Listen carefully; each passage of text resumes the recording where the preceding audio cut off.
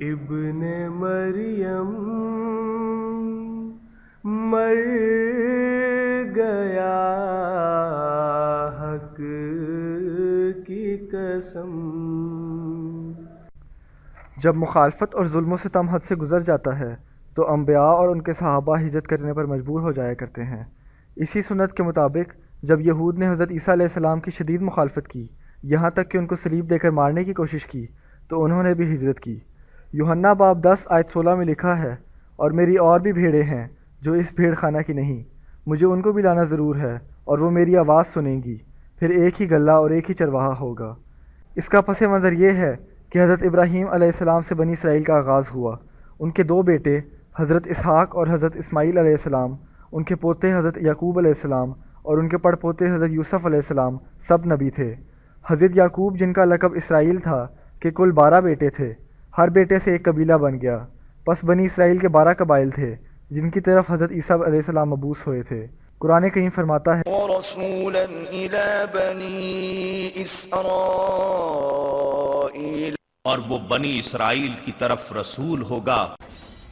آپ کی پیدائش سے کئی صدیاں پہلے سوریوں اور بابلیوں نے حملہ کر کے 10 قبائل کو یروشلم سے جلا وطن کر دیا، جو شام، عراق، ایران، افغانستان، پاکستان، ہندوستان، کشمیر وغیرہ کے علاقے میں آباد ہو گئے تھے۔ تمام مورخین اس بات پر متفق ہیں کہ ان علاقوں میں بنی اسرائیل آباد تھے۔ حضرت عیسیٰ علیہ السلام کی رسالت نامکمل رہتی اگر وہ ان 10 قبائل میں جا کر تبلیغ نہ کرتے۔ پس واقعہ صلیب کے بعد حضرت عیسیٰ علیہ السلام نے ان 10 قبائل کی طرف ہجرت کی، ان کو تبلیغ کی، وہ ان پر ایمان لائے، بالآخر کشمیر میں وفات پا کر خدائی وعدہ کو پورا کر گئے کہ یا عیسیٰ انی متوفیک و رافعک الیہ، اے عیسیٰ میں تجھے طبعی وفات دوں گا اور تجھے اپنے حضور میں عزت بخشوں گا۔ انبیاء کی ہجرتوں میں یہ ایک لمبی ہجرت تھی، اسی وجہ سے آپ کا نام مسیح رکھا گیا۔ مشہور لغت کی کتاب منجد میں لکھا ہے کہ عیسیٰ علیہ السلام کا لقب بہت صحت کرنے والا ہے۔ عالم ربانی اور مفسر قرآن حضرت امام راغب رحمہ اللہ علیہ فرماتے ہیں، اور عیسیٰ علیہ السلام کا نام مسیح اس لیے رکھا گیا ہے کہ وہ زمین میں سیاحت کرتے تھے۔ احادیث میں بھی ہجرت کا واضح الفاظ میں ذکر ہے۔ کنز العمال کتاب الاخلاق میں حدیث قدسی ہے، اللہ تعالیٰ فرماتا ہے کہ یا عیسیٰ انتقل من مکان الی مکان، اے عیسیٰ ایک جگہ سے دوسری جگہ جلدی جلدی منتقل ہوتا چلا جا، یعنی ایک جگہ زیادہ قیام نہ کرنا تاکہ تو پہچانا نہ جائے اور پھر تجھے اذیت نہ پہنچائی جائے۔ اسی طرح نبی کریم صلی اللہ علیہ وسلم فرماتے ہیں، کانا عیسیٰ ابن مریم یسی فیضا امسا اکلا بکل الصحرا، کہ حضرت عیسیٰ بن مریم سیاحت کرتے تھے، جب شام ہو جاتی تو صحرا کی سبزیاں کھا لیتے اور تازہ پانی پی لیتے اور مٹی کا ہی تکیہ بنا لیتے۔ ظاہر ہے کہ یہ ان کے اپنے علاقے کا سفر نہیں ہو سکتا، بلکہ یہ اس لمبے سفر کا ذکر ہے جس کے دوران ان کو صحراؤں اور جنگلوں کو عبور کرنا پڑا۔ جن ملکوں سے آپ گزرے ان کی تاریخ میں آپ کا ذکر ملتا ہے۔ شام کے دمشق میں پولوس سے ملنے کا واقعہ مشہور ہے۔ البدایہ و نہایہ میں ابن کثیر نے بھی یہ واقعہ لکھا ہے۔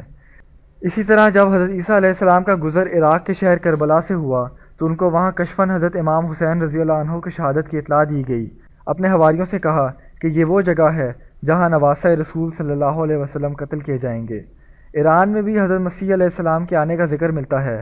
حضرت انس بن مالک سے مروی ہے کہ رسول اللہ صلی اللہ علیہ وسلم نے فرمایا، جنت میں 2 دروازے ہیں، یعنی عبادان اور قزوین۔ ہم نے کہا عبادان نیا نام ہے؟ فرمایا یہ وہ علاقہ ہے جو سب سے پہلے مسیح پر ایمان لایا تھا۔ افغانستان میں ہرات کا علاقہ قدیم سے عیسائیت کا مرکز رہا ہے۔ اس کے متصل انجیل نام کا ایک قصبہ آج بھی دیکھا جا سکتا ہے۔ 1973 میں عمر مائیکل برک نے اس علاقے میں تحقیقات کی اور اپنی کتاب امنگ دا درویشز میں لکھا ہے کہ یہاں قریباً 1000 عیسائی ہیں جو اپنے آپ کو مسلمان بھی کہتے ہیں۔ According to these people, Jesus escaped from the cross, was hidden by friends, was helped to flee to India, where he had been before during his youth, and settled in Kashmir, where he is revered as an ancient teacher, Yus Asaf۔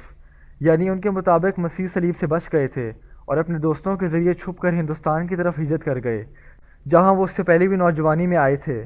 پھر اس کے بعد آپ نے کشمیر میں مستقل رہائش اختیار کر لی، جہاں آپ ایک استاد کی حیثیت سے یوز آصف کے نام سے عزت و احترام کی نگاہ سے دیکھے جاتے تھے۔ پاکستان کے ٹیکسلا میں تھوما ہواری اور مسیح کے آنے کا ذکر ملتا ہے۔ بعض محققین کے مطابق حضرت مریم کی مری میں وفات ہوئی۔ اس دعوے کے مطابق انگریزوں کی طرف سے 1850 عیسوی میں بسائی جانے والی اس جگہ کا نام مری آپ کی نسبت سے پڑا ہے۔ یہ مریم سے میری اور پھر مری بن گیا۔ یہاں پنڈی پوائنٹ کے مقام پر ایک قبر آپ سے منسوب ہے جسے مقامی طور پر مائی مری دا آستانہ کہا جاتا ہے۔ سوزین میری اولسن نامی خاتون نے اپنی کتاب Jesus in Kashmir the last Tom میں اس قبر کو حضرت مریم علیہ السلام کی قبر قرار دیتے ہوئے اس کی تفصیل اور تصاویر بھی شائع کی۔ بہرحال اس علاقے سے گزرتے ہوئے حضرت مسیح بالآخر کشمیر پہنچے۔ ہندوؤں کی کتاب بھوشیا پران میں لکھا ہے، کشمیر میں اس وقت کا حاکم راجہ شالباہن تھا۔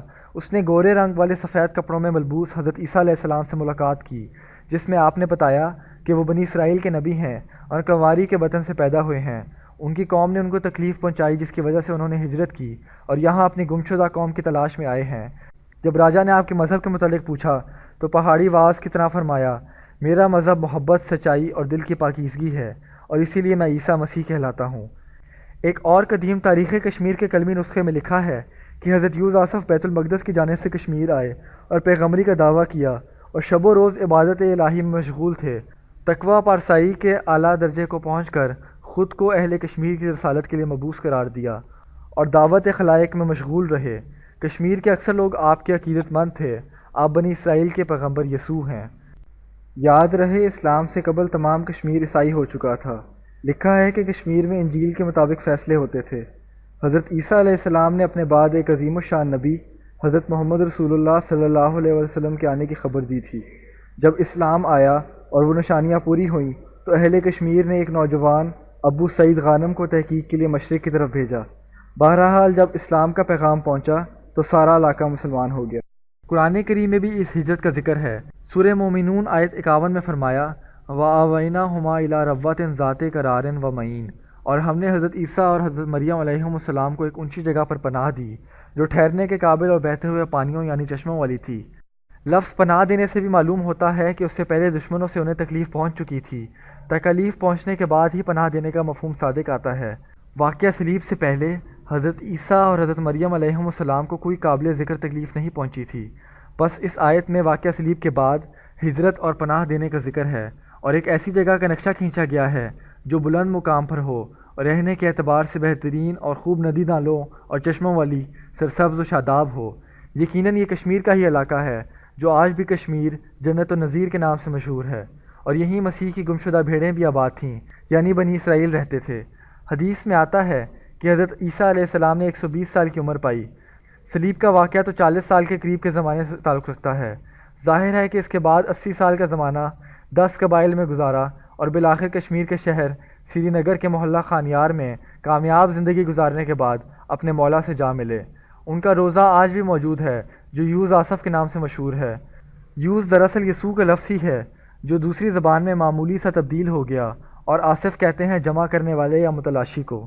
حضرت عیسیٰ چونکہ اپنی گمشدہ بھیڑوں کو جمع کرنے والے تھے اور اپنی قوم کے تلاش میں نکلے تھے، اس لیے ان کا نام یوز آصف پڑ گیا۔ یہاں رہنے والے لوگ آپ کو شہزادہ نبی بھی کہتے تھے۔ یاد رہے کہ نبی یا عربی کا لفظ ہے یا عبرانی کا، اور مسلمان یا اہل کتاب ہی قبریں بناتے ہیں۔ اس قبر کا رخ شرقاً غرباً ہے جو اہل کتاب کا عموماً ہوتا ہے۔ پھر ایک اور ثبوت اس قبر کے پاس پتھر کی تختی ہے جس پر 2 پاؤں کے نشان کندہ ہیں جن میں کیل کے سوراخ دکھائی دے رہے ہیں۔ جس نے بھی یہ تختی بنائی اس نے رہتی دنیا تک یہ پیغام چھوڑا کہ اس قبر میں وہ عظیم وجود دفن ہے جس کی زندگی میں اس کے پاؤں میں سوراخ کیے گئے، یعنی اس کو صلیب دے کر مارنے کی کوشش کی گئی۔ ایسی عظیم ہستی ایک ہی ہے اور وہ حضرت عیسیٰ علیہ السلام ہیں۔ ابن مریم مر گیا حق کی قسم، داخل جنت ہوا